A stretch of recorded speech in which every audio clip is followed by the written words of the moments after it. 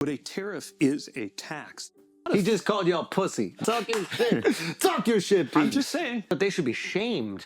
Or taxed. I don't really care about their emotions. I just want to tax them. Well, you just told me all these things that I also want. So now we're together. We both want the same things. Wow, we're turning into such libs already, dude.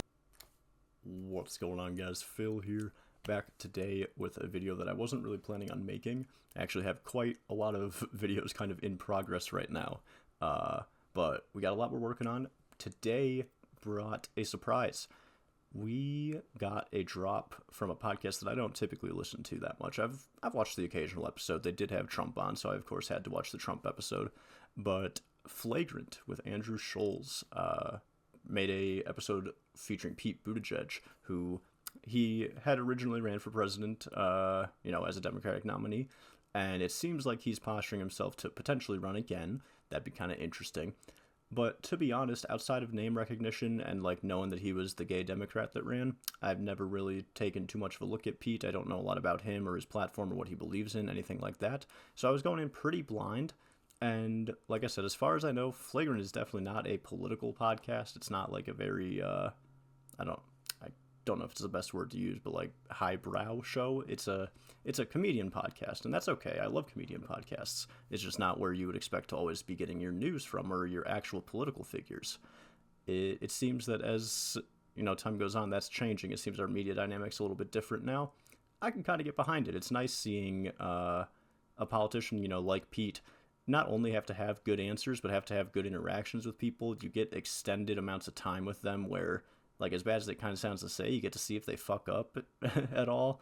Like, it's a lot less scripted, and it feels a lot more real, like you're talking to a human being. And so I think that kind of messaging and that kind of marketing is what politics needs, especially at the Democratic side. So I was really, really surprised and really happy that this video came out. And I wanted to talk about some of the points that came up and, just dive in a little bit more, because I'm sure there's going to be some people who see it and are not into politics at all and don't understand what's going on and would like a little bit of either, place for more discussion, or would like a little bit more detail, or would like to hear maybe my opinions on what all the things that they talked about are. So this video is kind of scripted. I have a lot of notes and I have a lot of clips and I have a lot going on. So I'm not exactly sure at this point how it's all going to come together, but I think I'm going to match it up to have a bunch of clips on different subjects, and we'll just go subject by subject, beginning at the beginning. The intro, I think, was actually really strong. So they instantly start talking about something that's very sensational, something that's kind of interesting, kind of cool with the space flight. And very quickly it got transitioned into a conversation about actual issues, about something that's actually happening in the news that matters a little bit more than, the cosmetic space flight we did, even though that obviously is a scientific innovation. It's a next step towards eventually doing something. It's cool, but it's not exactly what Pete's here to talk about. Instead, he very quickly was able to transition it onto the issue about the FAA and bring up some really astounding facts about the 15-year, amount of time where we had absolutely zero commercial plane crashes. That's pretty interesting. That's pretty insane. And I really like that just out of the gate, he comes out swinging with facts, something really kind of incredible that you would not have expected, that was just the normal until you start messing with our institutions. He also positively links this idea of, hey, the FAA was really good, with the words tech, policy, and regulation. And typically policy and regulation have kind of negative connotations. So it's nice to see him, I'm not sure if it was purposeful or not, but to rhetorically give them more of a positive vibe is very, very, very smart. It's good setup if it was intentional. And then as for the rest of the intro, I believe that around 7 minutes, there's a really, really good interaction. It comes super early, obviously. And it's from Andrew, where he is particularly like being ready to be more emotional, be more vulnerable, be more involved in this conversation than, he might have to normally be for something else. Politics is, kind of divisive. It can become emotional. It can be difficult. And Pete, really early on, as Andrew's explaining this, as they're getting started, he has a really good interaction with like some light reassurance of like, it's okay. Like, yeah, I'm listening to you. I got you. I'm here for you. And just that, being able to see that interaction so quickly and see how genuine it feels is, it harkens back to the first point I made of this should be the medium where I think we want to talk to our politicians. Obviously, there's times where it's more appropriate for them to have a lot more time to like research or have like a real structured debate. But I think that there's a lot more to be gained by having these people not be, you know, nameless people on a ballot. These are people you can sit and watch talk and understand that even if you don't believe in everything that they say, that there's logic and like reason behind what they're doing. It's very easy to not get lost listening to Pete. He makes all of his points very well. He jumps from topic to topic well. Questions come up, and then questions from, you know, other panelists or other hosts come up, and he transitions very fluidly. He doesn't leave things behind. It's a very, very strong podcast appearance. But a tariff is a tax. So, moving past the pleasantries and, you know, the intro kind of style stuff, getting the setups, the very first thing that we talk about is tariffs, okay? Tariffs, we have a big video coming on tariffs. If you haven't seen part 1, which is all about price controls, I might link it here. But an overview, because you probably have at least a little bit of an idea what the tariffs are. If eventually you want a lot more context, big tariff video. But right now, all you really have to know is that tariffs are being placed on a million different countries, seemingly randomly. They talk about how the math behind it makes absolutely no fucking sense, and it's a really interesting conversation. And at the end of the day, the only real message you have to get out of this section is that a tariff is a tax. This point has been made by everybody. That is how tariffs function. That is how they get revenue. That is how they bring in money for the country. The corporations that then, you know, are supposedly losing money in this transaction because now they have to pay more for their goods, they're not losing money. They are not going to lose profit. They will pay more, and then they're going to sell it to you for more. That is very important for people to understand. There's very important arguments to be had about corporate greed and whether or not that kind of, you know, should the price of tariffs be pushed onto consumers? No, not ideally. It should be pushed onto the company, and it cuts into the company's profits, but there's nothing that forces a company to do that currently. And, you know, that's something that the American public does not seem to fully understand. The tariffs are not very good for you as a typical person. The tariffs are only going to make things more expensive. It's going to make it more expensive for you to run a business. If you run a business, it's very... There's very few arguments for why the tariffs would be good for an average consumer. And I'm giving a lot of credence there to some of the research I've done and the research that I'm further going to do on the tariff question, because as of right now, there's not a whole lot that backs the tariffs question, to be honest. I don't understand why this is the economic policy we're going with. C'est la vie. We have a very nice talk about tariffs, and moving from just the basic idea of, you know, whether or not tariffs are good or not, Andrew makes a stellar point that's one that everyone has been complaining about, is that if we're going to be doing tariffs, at the very least, they should be consistent, and we should not just be pulling out of random tariffs. If you're going to make a plan, you stick to the fucking plan, and you don't, you know, wish-wash and dilly-dally and change your mind every 3 or 4 days about who's actually getting tariffed at what percent on what goods and blah, blah, blah, blah, blah. When you add all these exceptions and you start to, especially when you start to let big companies like, you know, Apple or Nvidia or big tech, if they get exempt from the tariffs, that's the whole point of the tariffs. That's where most of the money comes from. So if you're not tariffing the largest industries, then what are you tariffing? You're tariffing your fucking farmers so that they have to pay even more? Like, it just doesn't make any sense. There is a disconnect there. Those don't amount to a tax on corporations. They Those amount to a tax on so consumers. without a doubt. I may have to push back. Sorry, I want to push back. And this is something Andrew brought up on a call that I completely agree with. And I'm an idiot. But I feel when people say these things, oh, the buck gets passed on to the consumer. That only happens because the corporations have exploited profits to the highest possible degree to keep their share price as high as possible.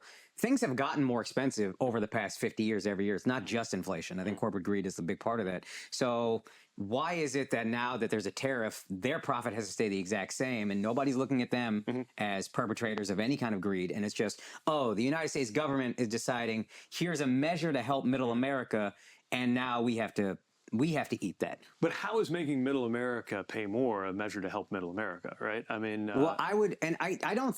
I do think I get more frustrated with Democrats because I want very badly to be that. I definitely do not identify as conservative, but I find there's this. When I go to Middle America, and I'm sure you go there. We travel the country. Yeah, you live there. Yeah, that's what I meant to say. But it's like, oh, there's like decay in some of these places, and it doesn't feel like the party that I want to identify with has any empathy for them. And this, to me, was an idea that could help bring jobs back there. And I don't think the execution has been great from what I'm seeing, but this could help them. Why don't we look at any measure that could help them beyond let's keep things the way they are? Because the way status quo is not helping. Yes, I agree on that. Yeah, I think that's really important. And speaking on this disconnect, it transitions great into my last real point on tariffs, which is Akash. Akash has this argument, and I know I use the clip, so you have the context. Akash's argument makes no fucking sense, okay? Akash very quickly gets pushed back upon by Pete, and unfortunately they kind of move on past it, and they don't really give an explanation as to why Akash is wrong. But Akash's argument does not make any sense. The idea that tariffs are good for middle America because they will hopefully bring back jobs, that is a claim that I can understand. That is one that I'm sympathetic towards. I'm not trying to just come at Akash saying that he's an idiot. I understand fully that the claim is that if we start to tariff places, then manufacturing might return to middle America, and you were thinking, oh, manufacturing would be good for middle America. That's the lie that they tell you, okay? The reality of the situation is that tariffs are most likely not going to have that impact, particularly when it's very likely that after 4 years, if the tariffs last the entirety of the Trump term, whoever's next, if it's not a Republican, if it's not a Trump Republican, there's a good chance that the tariffs go away. So a lot of companies are just going to, recede away, hide away for 4 years, and then come back out swinging when they don't have to deal with all this bullshit. It's very important as someone watching, as someone interacting with this, to understand that Akash's argument that I start by saying doesn't make any fucking sense and is so stupid. These are the kind of conversations and the kind of arguments you need to air out and talk about, because otherwise Akash would have no idea that he's wrong. I would have no idea that I have to explain why this is bad.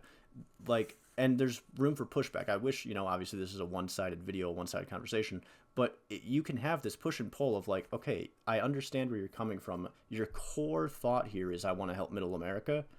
This is not the policy to help with middle America. And I think that even though it gets pushed past really quickly, Pete does make an attempt to say that. He kind of is just like, hey man, what the fuck are you talking about? And they move on.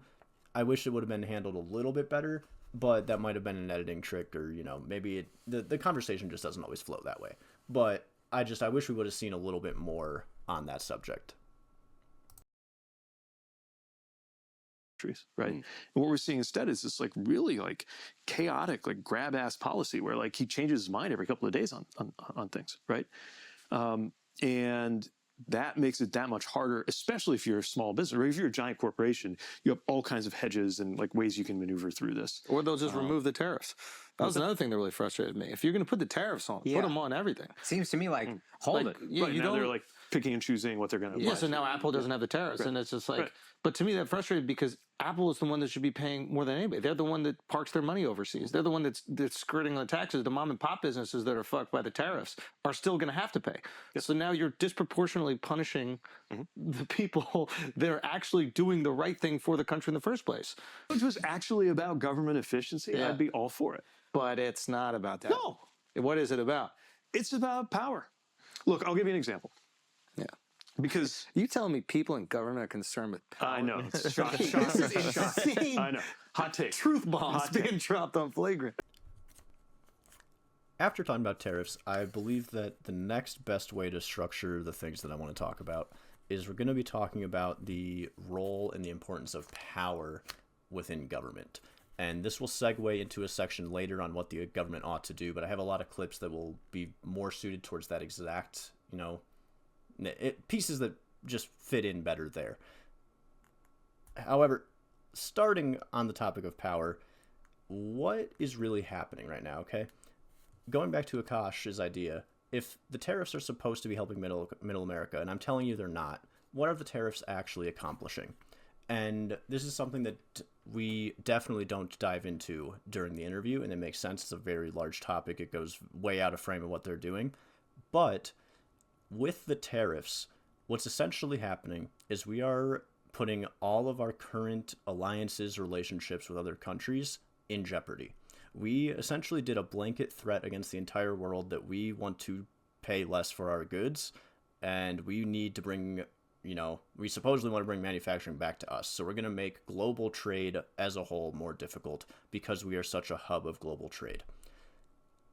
This is not ideal. Everything that we as a country have done since World War II, a point that Pete brings up shortly, like he brings it up vaguely, but does not really dive deep in. World War II, after we emerge as the victorious power, one of the victorious powers, we were able to set up a system where globally everybody looks at us for guidance, for security, for money, for ideas. Like, we are supposed to be the pinnacle of the earth. We are one of the best functioning democracies. We had the strongest military. We had the best education. We have everything you could possibly want. Back then, we even had manufacturing still. So, as we've developed down the globalist, pathway that we've been on for the last 50, 60, 70 years, to try to dismantle that so quickly and so violently with these kinds of threats, I'm not even sure if we did anymore. We either dropped out of NATO or we're supposed to drop out of NATO. We don't have very good alliances with the EU and the UK anymore. France is supposed to be like our best friend in the entire world, and France hates us. Canada, our neighbors don't even like us. France has to give our neighbors fucking nuclear protection because they don't think that we're going to protect them anymore. Like, doing all of this erodes so much trust. And at the end of the day, a lot of politics comes down to sitting down and talking with people and trusting that they're going to actually do what the fuck they're telling you they're going to do. The Republican administration so far has shown that they don't know what they want to do, and they will do anything to try to get there with very little thought for the repercussions that brings. There's currently the corporate tax cuts that Pete mentions going through Congress, and no one's able to even consider that that's an important thing happening because there's so much other stupid bullshit going on as they try to, essentially tear down the world, consolidate power to only be theirs. If we're isolationist, if we are not in a globalist setting with free trade, free world trade, that an isolated country is so much easier to corrupt and, steal money or do just stupid shit that your government should not be doing. And being so connected to the rest of the world, being such an important major player, us trying to take a step back from that, we cannot take a step back from that. We've guided ourselves down this path, and there's too much risk. Our markets are crashing because of it. The average person is making less and getting charged more for goods. There's a certain point where you have to realize as a sensible, normal human being that the people who are already way richer than you are just trying to maintain the fact that they get to be rich. Okay? Oligarchies are real. Oligarchs are real. And we are currently probably living through an oligarch reign in America. It's not something just out of the history books. This is things that you have to deal with and contend with in your real life. And that's something that, honestly, until this election cycle, the last couple of years, basically since Trump has began, I've slowly realized. As you grow up, you realize that the things that they teach you about are not just history. These are things that you have to actively look out for and monitor and be careful for. And no one seems to have realized the red flags of what is happening here. Everything about anti-globalism is just about securing more power for fewer people. And the fewer people right now are this administration and the people who, pony up to them. Going through the regular, any kind of process where you have to check with Congress or evaluate which of the programs are actually doing something and which ones aren't, or which people are good at their jobs and which aren't. It means all that really matters is whether you're on the White House's good side. And Yeah. So if this you're on the is White what House's is good happening. side, it sends a message basically: be on our good side, we won't clip your program. That is one way of interpreting it for sure. Yeah, and they're doing this with everything. The tariffs are like this. Of course. Right? In the end, if your company or your country or your industry gets on his good side, Yeah. then you get out. That has nothing to do with whether it's good economic policy or whether it's going to help, my neighbors in Michigan. But it is something that helps consolidate power, right? Law firms. He's sending this message like, if your law firm doesn't get on my good side, then you're going to be screwed because we're going to use, even though it's completely illegal, we're going to, manipulate your access to security clearances or anything else because I don't like you. As Pete talks about, things are very, very partisan right now. You have to be on Trump's side or you can't even get like press interviews. You have to be on his side or your industry might not, get exempt from the tariffs. It's a game of cat and mouse where all that matters is that you give your cheese to the mouse. I don't know. That example didn't really come together, but I went with it. Fuck it. The point is that you are not, if you're sitting here watching me right now and you're watching the Flagrant podcast, you are not a powerful person. You are not at the level of these people that we're talking about when they're trying to consolidate power. Your scope of thinking about it is not correct. You are not thinking big enough. They can do a lot more than you could ever think to do if you were in their position right now. Our government is not supposed to have power over us. We are supposed to have power over the government. We are supposed to make the decisions. They are supposed to follow our decisions. If the country's really okay with being anti-globalist and everything, then I guess that's fine. That's where we're going. But it seems that there's a lot of discontent over the tariffs and over, the direction that we're heading, as there should be, because I think this is fucking stupid. This is a horrible idea. And I appreciate that Pete is out here trying to spread the good word of, guys, this cannot be where we're actually going. This does not have a good end for anybody. I'm talking about the knee-jerk emotional reaction when you see like people who have money and have seemingly left you behind as they've gotten richer start to suffer a little bit. You go, yeah, I don't really care if you're suffering. In the same way that like when the Palisades fires happened, there was this sentiment of like, oh, a rich person's third home is on fire. Right. They'll figure it out. Not this person's entire like life and belongings just went up in smoke. So I think that there is this like sentiment amongst a lot of Americans. You probably experience it where you're from, just this kind of being like left behind. And I think this taxation of these corporations is a perfect example that really justifies that sentiment. The final point I'd like to make on the topic of power is Andrew's take at around 12 minutes in. This is what I'm dubbing the getting left behind idea, okay? And at first, my knee-jerk reaction was, what the fuck is this guy who's rich and famous telling me that he feels left behind? I thought that, I thought it was an attack. It felt bad to hear at first. It did not sit well with me for the first, 5-10 minutes that I sat and listened to him talk. And then I started to think about it more and more. And if you extrapolate out the fact that, guess what? Yeah, he makes enough money to get by. He's famous. He's whatever. There are people, the people we're talking about, trying to consolidate power, who have 100 bajillion times his money and his power and his fame.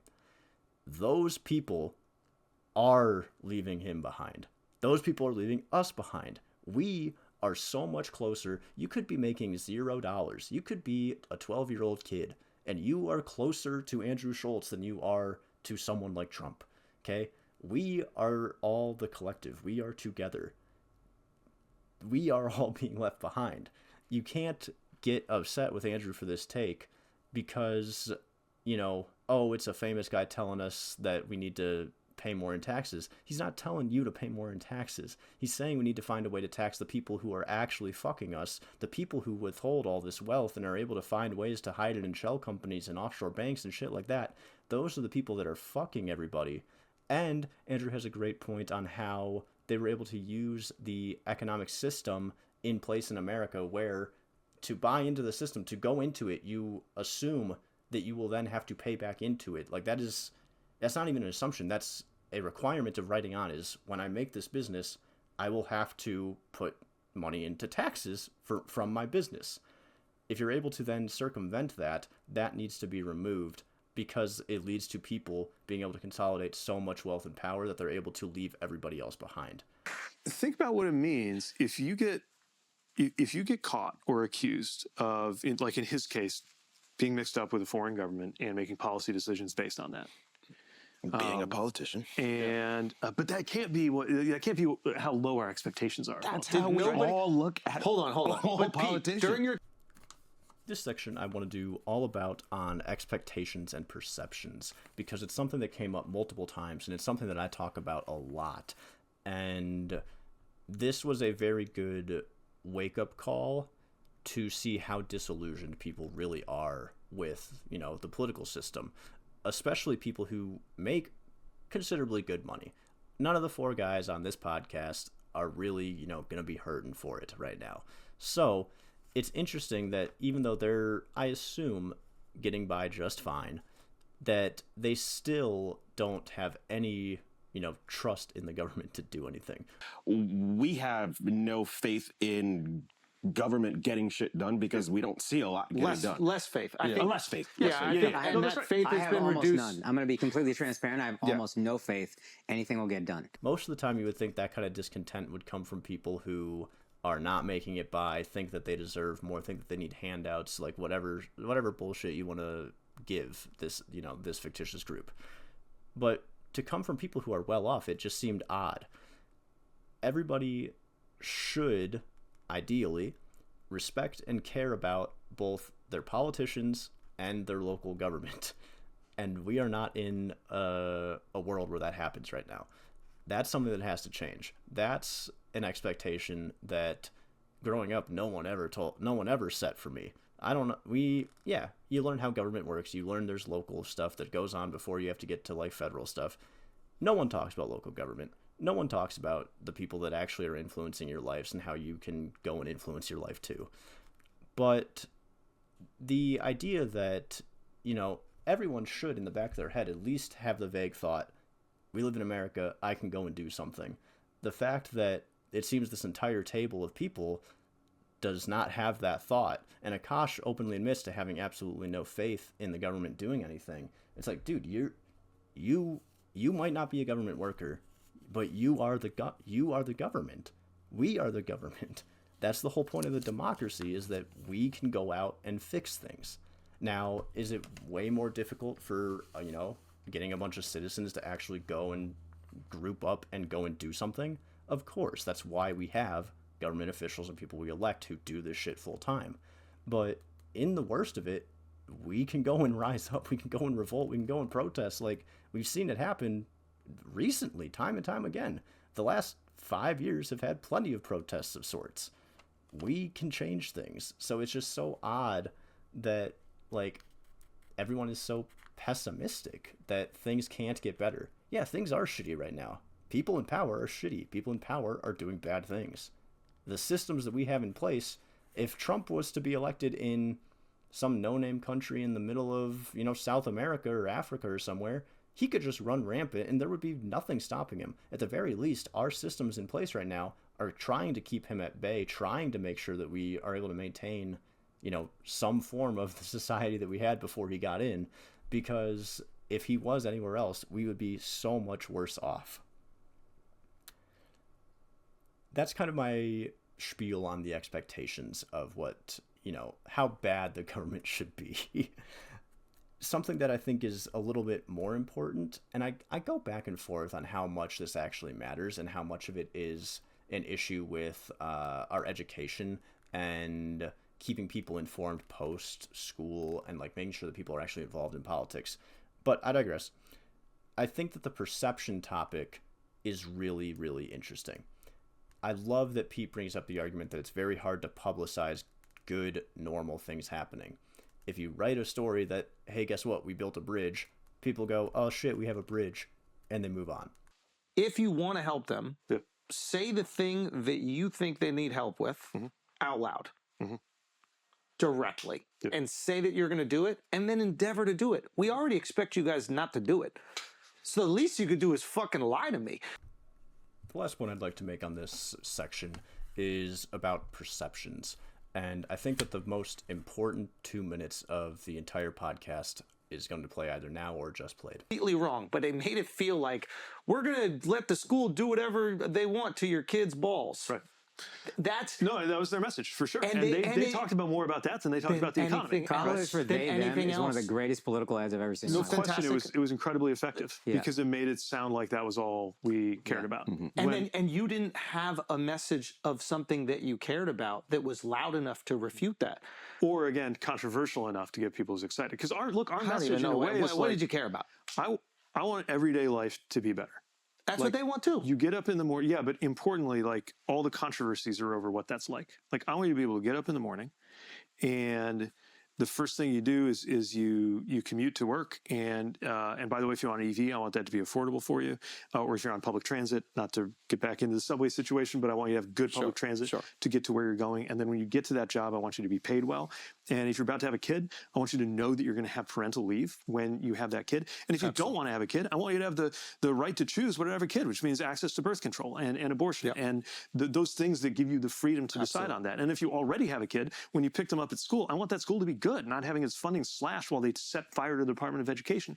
And then when you get home, I want you to be in a neighborhood that is safe and where you can breathe the air because we didn't let them get rid of the Clean Air Act. And you don't have to think for one moment about whether the air you breathe or the water you drink is clean and clear, which actually takes a lot because it means the government has to constrain those actors that would make you unfree by polluting the air and polluting the water. And then when you go to bed, I want you to know that your family's going to be fine, even if it's family like mine, despite there being some Supreme Court justice who wants to obliterate your family because it doesn't match his interpretation of his religion. Like that's the life I want everybody to be able to live. Yeah, I think we can deliver that. Cut that. That's Yeah, that's fine. That's your promo for when you listen. run for him. And within those, there's this really important idea of having loud or controversial takes. And that's how you can push narratives. That's how you can push public opinion. That's how you can capture people. I would love for the Democrats to have this loud take that Andrew, is begging for Pete to give him. What is your build the wall? What is your their Kamala's for they them? I would love to have this loud take. The things that I think are the Democrats' loud take is that we should have fucking healthcare, and we should have better education, and we should have the right to choose, and we should have just everyday normal fucking life. I don't know how to contend with this point, and I think it's really important to understand that this question kind of like breaks my brain. I'm not positive how you deal with this because, yeah, a lot of Democratic takes are not flashy. A lot of Democratic takes are not, I want to go do something. A lot of Democratic takes are, even if this doesn't particularly affect me, I would like this to be a choice, okay? That's why the things like right to choose and abortion is such a big topic. The right is able to gather behind themselves and say, we do not want this. And guess what? At the end of the day, as a guy, I'm never going to get an abortion. As a guy who doesn't really sleep around, I'm probably not going to need to get an abortion for a girl. So, in my head, guess what? I don't really care about the right to choose. In reality, I care about the right to choose a lot. I vote in its favor. I vote for the party that wants the right to choose because in a democracy, everyone should have the fucking right to choose what they want to do. We're supposed to be free. That means that we're not, bound by these kinds of, and especially in this case, like religion-pushed arguments. So the loud take for Democrats is, I don't want to, I want us all to be whoever you want to be. And it's really not that hard to say that. And Pete does a great job of pushing that point. And I don't understand how much harder you can push. I just want things to be easy. I just want things to be a choice. I want you, every day that you wake up, to have the choice to do whatever you got to do. Okay? Where's the issue with that? I don't understand why we need to restrict people from just doing basic things in their life. That's the Democratic loud take. I don't know how much louder it has to be because it just makes sense. It tracks with me. I don't get how to put more emphasis on the fact that all that matters from the government, what the government ought to do for you, is protect you from people who want to tell you what you can and can't do.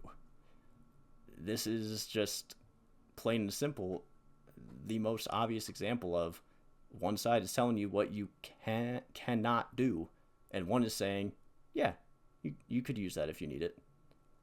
I don't see the disconnect. I just don't. So what are your ideas that are going to satisfy the concern? What you just told me are all these things that I also want. So now we're together. We both want the same things. But you didn't give me the solution to the feeling that I have. I too want a safe home. You didn't say security guard outside of your door every night or whatever bullshit. You know what I mean? Yeah. If it's more police on the street, whatever the thing is, punish petty crimes, whatever the thing is. Yeah. So Andrew has a really important clip where he says, you want what we want. You just need to help me get there. I need to know how you plan on getting there. And I think that harkens back to something that's a message that I push very, very often, which is that people aren't evil. Most of us are not the extremes that you see portrayed on television or portrayed in politics. That you start to think it makes it okay to be an asshole because because you're deep down like the thing, and this is like far right and far left movements through the ages, but I think it's definitely true of far right and far left in the U.S. right now. You just think like you can treat people however you want, you say whatever you want about them because like they're evil. They're evil, and if they win, all is lost. Yeah. And their pain becomes intellectualized. Like you'll see like think pieces of like, why does the South love MAGA? Like how can we like why is neo-Nazism on the rise through like a chart? And I feel like it misses the feeling of, low income people saying like, no, we're in pain. Yeah, and I think pain is a really important place to start because like if you encounter somebody in pain and you approach that with compassion and you actually listen, that's a very different place to come from than like either how can I use this or how am I going to judge the choices that this person made while in pain? Yeah. Especially if they have developed, very understandably, a distrust of everybody. Yeah. Right? So what are things the Democratic Party can do better? Because like we are very capable of action and having compromise and having deep dialogues where there is allowed to be nuance. That's something that, especially particularly in the last couple months, I don't know, I'd say 6 months, in any media, you have a lot more talks about, the actual details and how things feel versus how things actually are and why it's important to understand both sides of these kinds of arguments. These kinds of conversations that we're having, this conversation with Pete, these are what need to happen. This is absolutely perfect. This is the action that is hard to take, but it's what's necessary. You need to go out. You need to talk to people who don't always agree with you, who don't know why they might be wrong, who don't know why you might be right, who don't. Sometimes you're going to get proven wrong too. In my rhetoric, I always like to, boost up our side. But obviously, you have to be willing to take concessions and meet people where they are and do all the things that Pete mentions here and gets credit for. He's very, very good at understanding kind of poor rhetoric or not quite there rhetoric and trying to chip away at the layers underneath it, pulling away all the politicky garbage and bullshit and getting to what the core idea is. Who sincerely want to make sure that sports are safe and fair and want to make sure that they have the most important say in what's happening in deciding what's best for their children. Like that, these are like very human things that if you strip away all the layers of the politics of it, come from a place of very understandable concern and like humanity, right? Yeah. There is humanity in both positions, and I think that's lost in the dialogue sometimes. I think that the conversation that they have on trans rights and the idea that both sides at the end of the day are just trying to find a way to protect kids. Both sides think that they're protecting kids. That's a very human issue. This idea that, this framing that we all are trying to do what we think is right is not something that people actually actively go into conversations with about politics. And that's something that that's very troubling. That should not be the way it is. we don't go into a debate trying to fight. You kind of are. You want to win, obviously. You want to persuade people. But you're not really going into a debate trying to win and fuck this person up over their beliefs.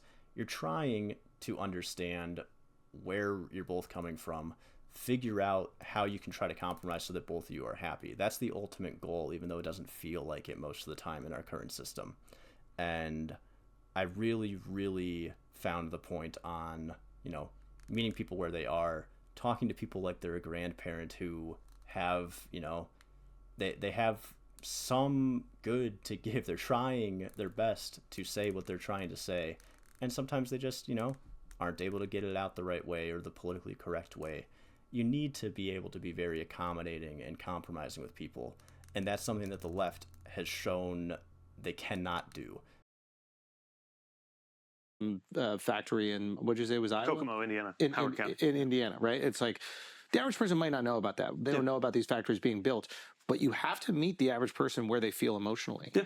And like, I think you do a really good job, and I've seen a lot of your interviews, is like acknowledging the emotions of the people that you're talking to before giving them evidence that might be contrary to them. Yeah. Instead of this like finger wagging approach, which is like, oh, you're stupid if you don't agree with me. Yeah.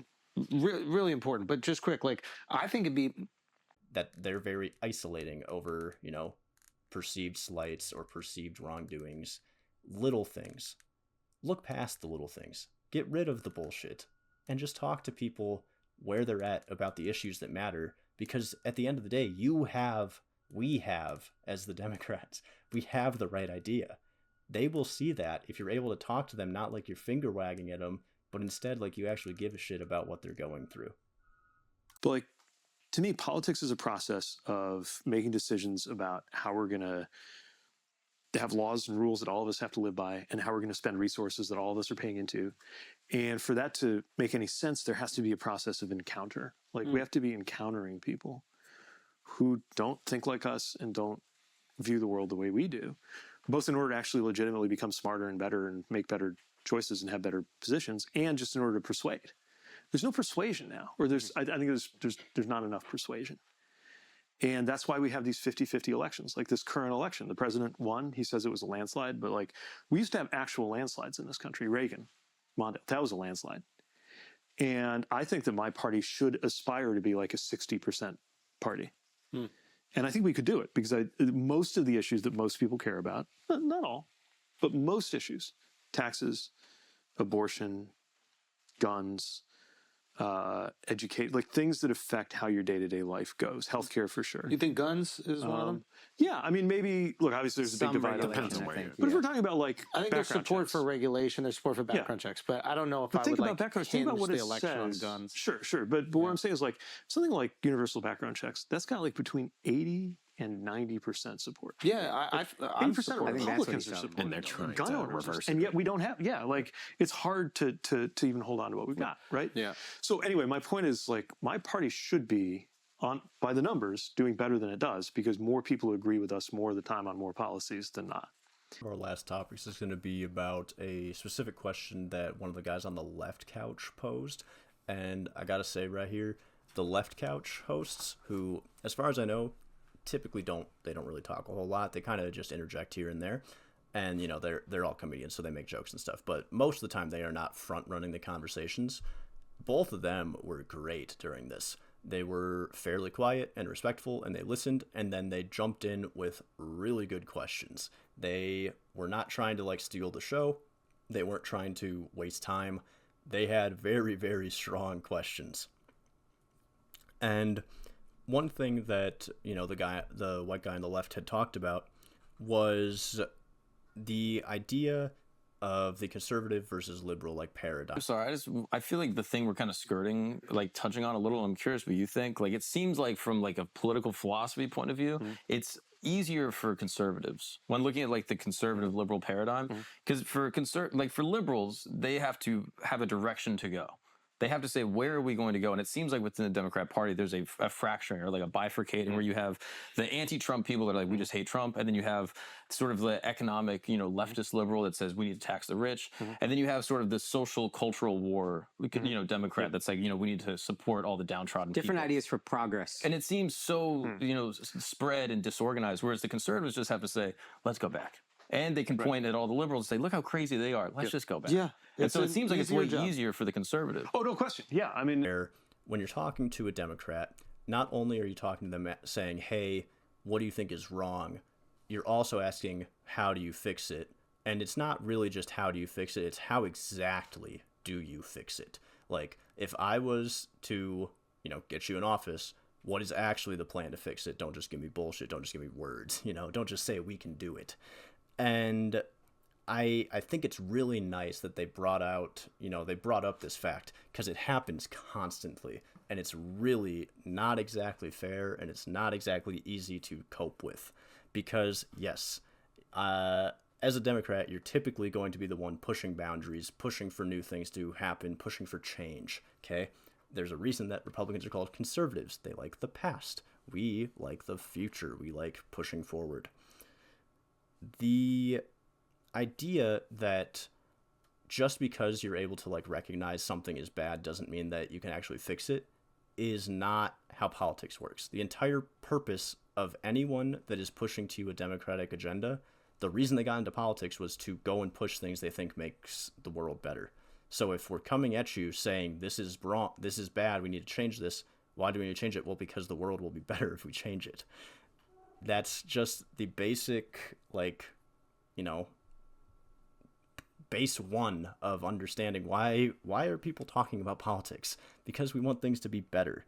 And it's very difficult, especially, obviously for real politicians, it makes more sense if you ask for some details. But if you're arguing with your normal friends, oh, well, how are we ever going to do that? Dude, I don't know. I'm not there yet. But we should all be on the same page that we need things to change. There's always going to be an answer to make things better. We've been getting better for 800 years. We've been getting better for 2,000 years. There is no real stopping point where we should not be pushing for life to be better. And for the most part, the Democrats are the ones who I believe push through policy that actively makes people's lives better. And obviously, your definition of better is going to be different. That's going to change person to person, regardless of your party. But I really appreciate Pete's vision of what it means to be better. It's when you wake up and you don't have to think about your water. You don't have to think about your plumbing. You don't have to think about if you're going to walk outside and get yelled at because you're gay, or if you're going to go to work and get fired because you didn't work for 16 hours, you worked for 15 and a half. That kind of shit is what makes life better. It's not flashy. It's not exciting. It's easy it's easy to talk about because everybody wants it. The only people who don't want it are people who are trying to profit off of you. And not just profit off of you, but profit exorbitantly off of you. It is not immoral or undemocratic to run a business and, pay your people and pay your taxes. It's undemocratic to be one of these big corporations that constantly gets tax cuts that fucks, your average everyday person. And your Republican administration is the one that always pushes for corporate tax breaks. So if, I talk a lot about single issue voters sometimes, and to be honest, this seems like a good issue to be a single issue voter on. If you're going to be one of those, are the Republicans making my life easier every fucking day? No, they aren't. You obviously reveal that you're an ambitious person, Yep. right? Mm-hmm. Hopefully you do it because you have ambitions for the country, but there's something selfless about it and there's something selfish about it, right? There's something selfless about going through the extreme pain. And I realized that even if there was less money in it, I was going to be both happier and more effective, more productive, working on something that I did care about, something that was important, not because a client was paying me to care about it, but because it just mattered in and of itself. My final topic before, we wrap up and conclude is I really, really, really resonate with Pete's answer to why he got into politics, why he's getting into public service. And his answer was that there's something selfish in it and there's something very selfless in it. And it's something that I go back and forth with constantly as I decide, as I explore this and whether I want to actually, pursue politics more fully. And it's very difficult, as he says, to kind of separate it. Because I want to think that obviously I'm going into this with the pursuit of making things better for everyone. And in hand in hand with that, I'm going to be pushing the ideas that I think are better. And so there is always a worry that you get too caught up in your ideals and you don't actually get the results that you need. You don't produce the results that you're promising. But I think it's very human. It's very humanizing and very good to see out of our party people who are willing to sit down and tell you, like, yeah, guys, I'm here doing this because it's important, because I care about it, because it's what I believe in. But it's stressful and it's hard on my family and it takes away time and it's difficult. So even though politics is, very taxing to get into, it's very important. It's so important, in fact, that, as someone going into it, you have to know that you're going into a lot of fighting and a lot of arguing and a lot of bullshit and a lot of paperwork, all in the hopes that you're able to somehow make a little bit of an impact. And it's from my perspective, it seems that the Democrats are the ones who end up pushing for just better policy for things that improve our well-being. My Instagram now is nothing but Chinese electric vehicles. I've been ranting to them for days now. I'm like, oh, these guys are so far ahead of us. They have people coming forward. Andrew sent us an Instagram today of someone from China saying, hey, you know what happened? These billionaires in America took all this money, kept it for themselves. In China, they built up the infrastructure. I don't know if any of that is true, but it does seem like this is a very real threat. Mm-hmm. And it does seem like they're ahead in certain ways that we might not be ready to catch up for. Yeah. What can we do, as I'm asking you to think, because it's obvious you understand 1 year, 5 year goal needs very well. 10, 20, 30 years. And when you said it's important for Americans to be number one. Mm-hmm. 30 years from now, how are we number one? What's your ideas for that? Yeah, I think it's going to be really tough for America to stay number one unless we do certain things right away. First of all, it's back to basics. It's taking care of our own infrastructure, our own education system. It's making it easier and more affordable to raise a family here. Just like all those core things that you don't think of as like international policy. Yeah. But if you do them right, then you get international primacy the same way that like part of how we won the Cold War and beat the Soviet Union. It wasn't obviously like there was a military side of that, but like their military was formidable too, right? The real like inarguable massive advantage we had was that there were way more people living in the Soviet Union who wished they were living American lives than anybody in America wishing they could live a Soviet life, right? On some level, I think that was everything. So yeah, that is kind of an overview of just a lot of the topics that they went over and some of my personal thoughts. You got a lot of clips, you got a lot of context too, hopefully. Finishing up, I just want to reiterate that I agree fully with Pete that the tariff situation is a disaster and that we have lost a lot of our international soft power, and that doesn't just come from, the tariff situation, even though it's impacted by it. It comes from the fact, and it will continue to get worse if we allow our institutions like the Department of Education to get dismantled. If we start to tear down the things that have brought us so much, prosperity and so much, world praise, like people travel from other countries here to live and work and go to school. Why would we ever want to give up being such an influential center of the world? We're at the, front and center on the world stage. That's exactly where you want to be. Why would we want to give that up? And if we're going to give that up, why is the way that we get there by destroying our children's future and destroying our market? And I don't know. I do not I fundamentally do not believe in the isolationist goal, policy. The anti-globalist agenda, and I think that is the scariest thing about Trump, is that he's pushing that. Trump by himself is a loon, a crazed person, a fucking degenerate, a wild Republican populist. But at the end of the day, the biggest thing that's going to impact us even way after he's finally gone is the fact that he has really put the globalist agenda at risk of ever functioning again. We've lost so much trust. We've broken the systems that we've ran for 50 years. And it's going to be a very scary future if we are not able to, one, somehow start to fight it now and get on top of it, or two, if particularly in the next election we get a Republican and we're not able to just, try to divert course, we could be starting down the road of being isolated and more corrupt, more open to corruption, and less democratic for the next 20-something years. And that's a real threat that I don't think people are taking seriously enough. I don't think that people want to think about it, but you have to be aware that this is the situation that we're in.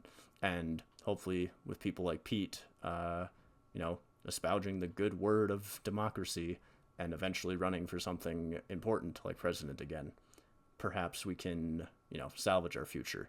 But right now, it's a little bleak, and luckily Pete has shown to be an absolutely phenomenal politician, a phenomenal person fighting the good fight, and someone that we should all be supporting going forward.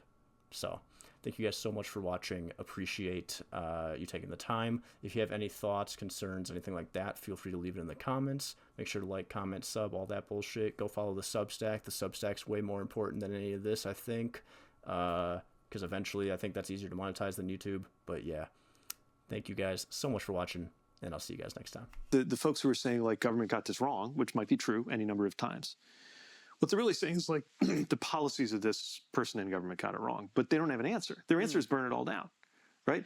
If we haven't solved poverty, their answer is we're going to slash Medicaid, which is what the Republican budget moving through Congress right now will do, is slash Medicaid. Medicaid may not be perfect. In fact, I know for a fact, many issues come up in the way it's administered, the way people have access to it.